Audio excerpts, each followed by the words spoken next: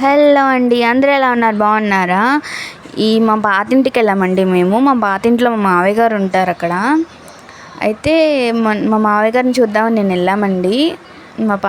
మా పాతిల్లు చూపిద్దాం అనుకుంటున్నా. అది 70 సంవత్సరాల క్రితం కట్టారంట.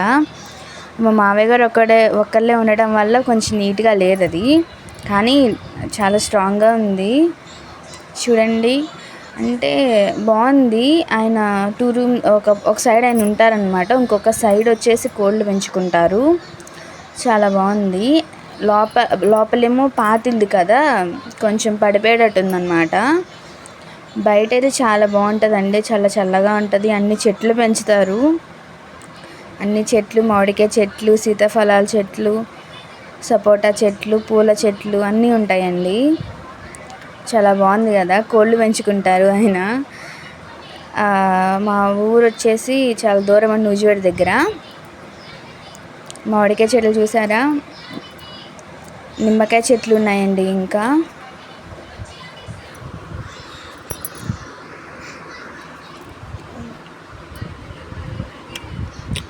నేను ఎక్కడికి వెళ్ళామకి మనం? గట్టిగా చెప్పు, ఎక్కడికి వెళ్ళాం నిన్న?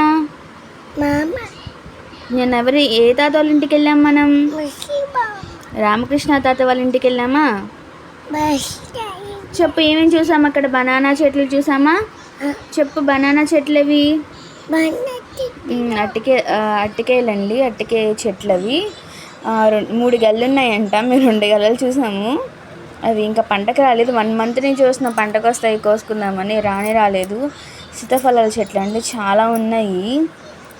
కాయలు చూసారు, ఇంకా తయారవుతున్నాయంట. చాలా బాగుంది కదా వ్యూ ఇంకా బాగుంటుందండి, చల్లగా ఉంటుంది. కూర అరటికాయలు, నార్మల్ అరటికాయలు అన్నీ ఉంటాయండి చెట్లు. ఇదంతా చెట్లు పెంచుకుంటారు. పూల చెట్లు ఇంకా ఉన్నాయండి, ఇప్పుడు చేయలేక ఆయన పెంచట్లేదు. వెనక నుంచి అండి, అంటే ఇప్పుడు ఎంటర్ అవ్వడం ఎలా అది ఇల్లు, ఇది వెళ్ళే దారనమాట.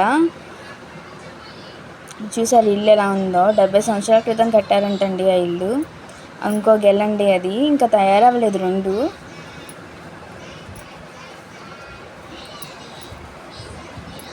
సీతాఫలాలు బాగున్నాయి కదండి. ఇంకా తయారవ్వలేదు. 1 మంత్ నుంచి ఇప్పుడు 3 times వెళ్ళాము తయారైతే కోసుకుందామని, ఇంకా తయారవ్వలేదు. అరటికాయలు కూడా ఇంకా తయారలేదు. పంటకు రావాలంటే ఇంకా అది ఇంకా వస్తుందంట కాయ. ఇదొక తలుపండి బయటికి రావటానికి. ఈ నిమ్మకాయ చెట్టుకి తేనె పట్టిందండి, మేము చూసుకోలేదు. పూల చెట్లు చూసారా, చాలా పూల చెట్లు ఉంటాయండి. తర్వాత మా హస్బెండ్ని నిమ్మకాయలు కోయమంటే నిమ్మకాయలు కోసాడండి. ఇంకోండి నిమ్మకాయలు కోస్తున్నారు. దానికేమో తేనె పట్టింది. మేము తర్వాత చూసుకున్నాం దానికి తేనె పట్టిందని. అయినా కొన్ని నిమ్మకాయలు కోసుకొని వచ్చామండి. చాలా బాగుంటుంది ఆ ప్లేస్ అక్కడ.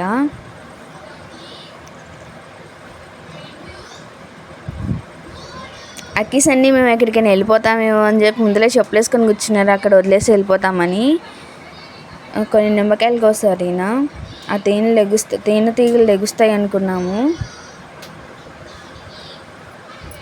తర్వాత మా మావయ్య గారు, అది పల్లెటూరు అండి బాగా, కొన్ని కూరగాయలు తీసుకొచ్చి పెట్టారనమాట.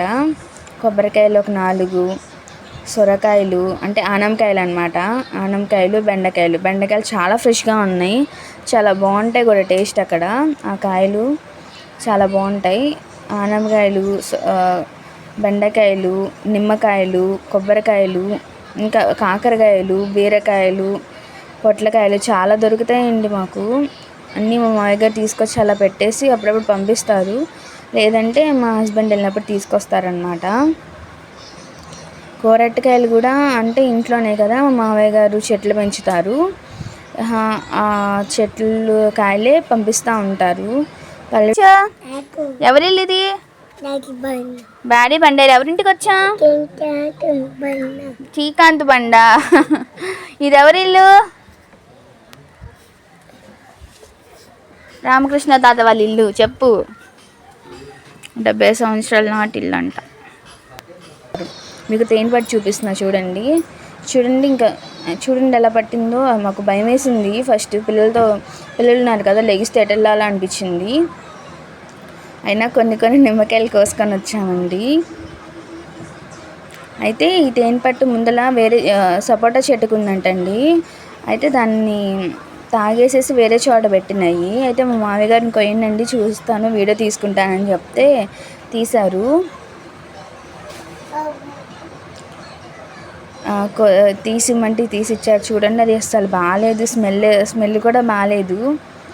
పట్టుకుంటే బాగుంది, మీకు చూపిద్దాం వీడియో తీసాను. ఎంతమంది చూసారు, ఎంతమంది చూస్తే ఒకసారి కామెంట్ చేయండి. ఇలా తేనె అంటే ఓకే, ఇలా పట్టుకుంటే ఎంతమంది పట్టుకున్నారు ఒకసారి కామెంట్ చేయండి.